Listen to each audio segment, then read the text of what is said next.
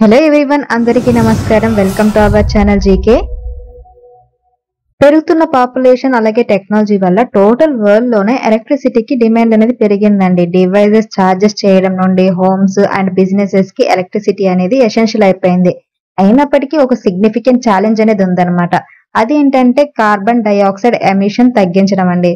Coal based power నుండి renewable sources కి మారడంలో India అనేది మెల్లమెల్లగా మారుతుంది. ఎనర్జీ మిక్స్ లో కోల్ అనేది ఇప్పటికీ మేజర్ రోల్ ప్లే చేస్తుందండి.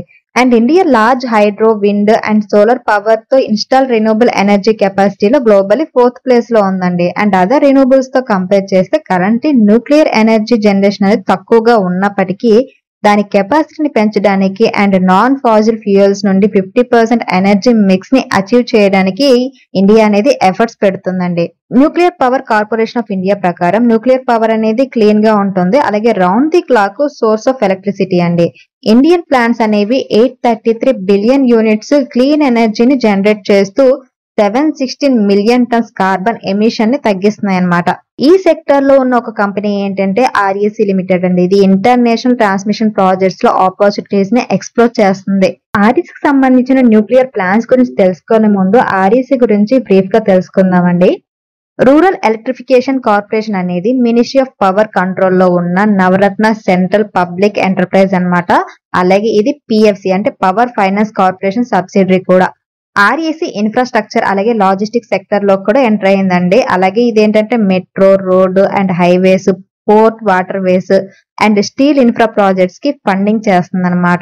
ఇండియన్ పవర్ సెక్టర్ గ్రోత్ కి సంబంధించి గవర్నమెంట్స్ ప్లాన్స్ లో ఆర్ఈసీ అనేది నోడల్ పొజిషన్ లో ఉందండి. పర్టికులర్లీ రూరల్ ఏరియాస్ లో పవర్ ఇన్ఫ్రాస్ట్రక్చర్ డెవలప్ చేయడంలో. ఇండియాలోని ఆల్ విలేజెస్ లో ఎలక్ట్రిఫికేషన్ ఎయిమ్ గా పెట్టుకున్న రాజీవ్ గాంధీ గ్రామీణ్ విద్యుత్ కరణ్ యోజన కోసం కంపెనీ ఎర్లీ గ్రాంట్స్ అలాగే లోన్స్ అనేది ప్రొవైడ్ చేసింది. అండ్ న్యూక్లియర్ పవర్ విషయానికి వస్తే న్యూక్లియర్ పవర్ ప్రాజెక్ట్స్ అలాగే అదర్ గ్రీన్ ఎనర్జీ ఇనిషియేటివ్స్ కి ఫండింగ్ చేయడానికి ఆర్ఈసీ అనేది బోల్డ్ మూవ్స్ తీసుకుంటుందండి. Renewable and nuclear energy sector లో 2030కి 6 ట్రిలియన్స్ మ్యాసివ్ ఇన్వెస్ట్మెంట్ పెట్టాలని కంపెనీ ఎయిమ్ గా పెట్టుకుందన్నమాట. As part of this vision REC green project కి యాన్యువల్లీ అట్లీస్ట్ 1 ట్రిలియన్ శాంక్షన్ చేయడానికి కమిటెడ్ గా ఉందన్నమాట. And according to REC managing director, company nuclear power projects కి ఫైనాన్సింగ్ కోసం ఆప్షన్ ని ఎక్స్ప్లోర్ చేస్తుందన్నమాట. అండ్ అప్కమింగ్ ప్రాజెక్ట్స్ కి సంబంధించి న్యూక్లియర్ పవర్ కార్పొరేషన్ ఆఫ్ ఇండియాతో డిస్కషన్ కూడా చేసినప్పటికీ ఇంకా ప్రపోజల్స్ అనేవి ఫైనలైజ్ కాలేదు. ఇండియాలో nuclear power capacity currently 8 gigawatt నుండి 22.4 గిగావాట్ కి పెంచాలని గవర్నమెంట్ అనుకుంటుందండి. సో న్యూక్లియర్ ఎనర్జీకి ఫండింగ్ కి ఒక పైవోటల్ టైం అని చెప్పుకోవచ్చు అనమాట.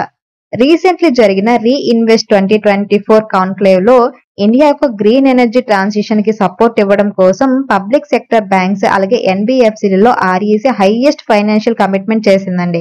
గుజరాత్ లోని గాంధీనగర్ లో జరిగిన ఈ ప్రోగ్రామ్ లో ఇండియా ఎనర్జీ ఫ్యూచర్ డ్రైవ్ చేయాలనే డిటర్మినేషన్ హైలైట్ చేస్తూ కంపెనీ 1.1 ట్రిలియన్ వర్త్ లోన్స్ కోసం అగ్రిమెంట్ మీద సైన్ చేసిందనమాట. అలాగే ఆర్ఈసీ ఏంటంటే ఇంటర్నేషనల్ ట్రాన్స్మిషన్ ప్రాజెక్ట్స్ మీద ఫోకస్ చేస్తుందండి.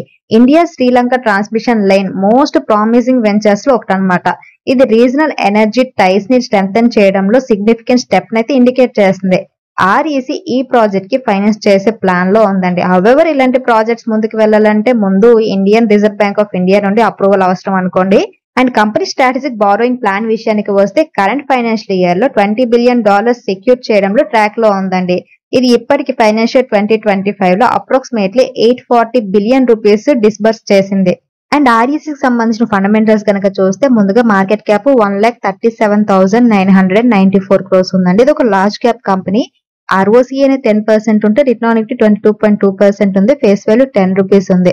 అండ్ మీరు ఇండస్ట్రీ పిఈ చూస్తే 23.3 ఉంటే స్టాక్ పిఈ 9.43 మాత్రమే ఉంది. So PE ratio wise REC limited అనేది under valued. More over intrinsic value 690 rupees ఉంటే కరెంట్ మార్కెట్ ప్రైస్ 524 రూపీస్ ఉంది. సో ఇంట్రెన్సిక్ వాల్యూ వైజ్ చూసినా కూడా ఆర్ఈసీ అనేది అండర్ వాల్యూడ్ అనమాట. అండ్ మనం company profit and loss statement కనుక చూస్తే లాస్ట్ 4-5 ఇయర్స్ నుంచి కూడా కన్సిస్టెంట్ సేల్స్ గ్రోత్ అయితే ఉందండి. మార్చ్ 2024 లో 47,517 crores సేల్స్ పోస్ట్ చేసింది అనమాట. అలాగే ఆపరేటింగ్ ప్రాఫిట్ మార్జిన్ అనేది 101% ఉంది. అండ్ నెట్ ప్రాఫిట్ వచ్చేసరికి 14,145 crores మార్చ్ 2024 లో పోస్ట్ చేయడం జరిగింది. అండ్ లాస్ట్ 5 ఇయర్స్ నుంచి కూడా నెట్ ప్రాఫిట్ లో కన్సిస్టెంట్ గ్రోత్ అనేది ఉంది. మోర్ ఓవర్ ఈ కంపెనీ కన్సిస్టెంట్ గా డివిడెండ్ కూడా పే చేస్తుంది అనమాట.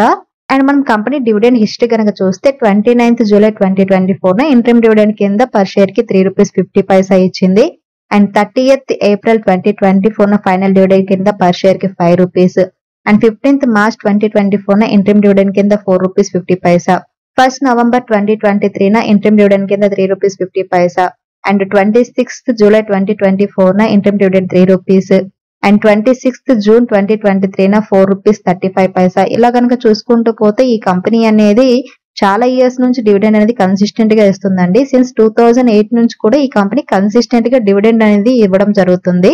And company share holding pattern విషయానికి వస్తే జూన్ 2024 కి ప్రమోటర్ షేర్ హోల్డింగ్ అనేది 52.63% ఉందండి. ఎఫ్ఐ షేర్ హోల్డింగ్ అనేది 19.91% నుండి 20.43% కి పెరిగింది. అలాగే డిఎస్ షేర్ హోల్డింగ్ అనేది 15.44% నుండి 14.68% కి తగ్గడం జరిగిందనమాట. అండ్ పబ్లిక్ షేర్ హోల్డింగ్ 12.21% ఉంది. అండర్ ఎఫ్ఐ సెగ్మెంట్ కింద మనం చూస్తే గవర్నమెంట్ ఆఫ్ సింగపూర్ కి ఈ కంపెనీలో 1.02% స్టేక్ ఉందండి. ప్రెసెంట్ ఈ కంపెనీ షేర్ ₹524 దగ్గర ట్రేడ్ అవుతుందండి. లాస్ట్ 1 month లోనే కంపెనీ షేర్ 16% డౌన్ అయిందనమాట. అండ్ 6 months 11% పాజిటివ్ రిటర్న్స్ ఇచ్చింది. అండ్ 1 year లో 87% పాజిటివ్ రిటర్న్స్ ఇచ్చింది. ఈ 1 month లో డౌన్ అనేది ఏంటంటే మార్కెట్ కండిషన్స్ వల్ల డౌన్ అయింది కానీ స్టాక్ పర్టికులర్ యాక్షన్ వల్ల అయితే డౌన్ అవ్వలేదు. సో లాంగ్ టర్మ్ కోసం ఎవరైతే బెస్ట్ అండర్ వాల్యూ స్టాక్స్ గురించి చూస్తుంటారో అలాంటి వాళ్ళు ఆర్ఈసీ లిమిటెడ్ ని కన్సిడర్ చేయొచ్చండి. ఈవెన్ ఈ స్టాక్ ని మనం స్టాక్ ఎస్ఐపి కింద కూడా తీసుకోవచ్చు అనమాట. సో ఫైనల్ ఏంటంటే ఆర్ఈసీ అనేది గ్రోత్ సెక్టర్ లో ఉందండి. And PE ratio and intrinsic value wise చూస్తే అండర్ వాల్యూ స్టాక్ అనమాట. And healthy dividend track record కూడా ఉంది. అండ్ ఫైనాన్షియల్స్ అనేవి చాలా హెల్తీగా ఉన్నాయి. అండ్ 2030కి 6 trillion ఇన్వెస్ట్మెంట్ అనేది మ్యాసివ్ ఇన్వెస్ట్మెంట్ అని చెప్పుకోవచ్చు. More over central public sector company కాబట్టి గవర్నమెంట్ సపోర్ట్ కూడా ఉంటుంది.